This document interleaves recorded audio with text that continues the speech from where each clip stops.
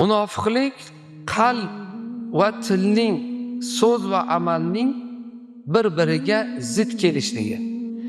Qalbidagi niyati boshqa, tilidan chiqqan so'zi boshqa. Mana shuni kim deylar ekan? Munofiq deylar ekan.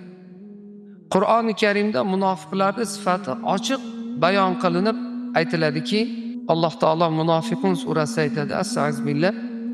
İza ja'akal munafiquna qalu nashhadu innaka la rasulullah. Vallahu ya'lamu innaka la rasuluh.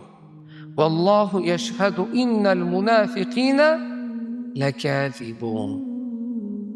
Alloh taolo payg'ambar alayhisalomga aytayaptiki: Ey Muhammad sallallohu alayhi vasallam, munofiqlar huzuringizga kelib guvohlik beramizki, siz albatta Allohning payg'ambaridirsiz derlar.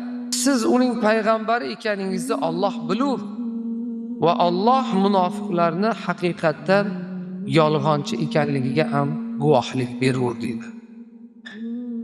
Demak, munofiqlar payg'ambar alayhisalomning oldilariga kelib o'zlarini mu'min, musulmon deb ko'rsatishga, hatto o'zlariga siz Allohning rasuli, Allohning payg'ambaridirsiz degan. Lekin Alloh nima deyapti? Ular yolg'onchilar deyapti. Chunki qalblari iymonga kelmagan. Qalblarida payg'ambar alayhisalomni Allohning payg'ambari deb tasdiq qilmagan ular. Tili nima? Tili boshqa, dili boshqa bo'lyapti. Mana shu munofiqlik.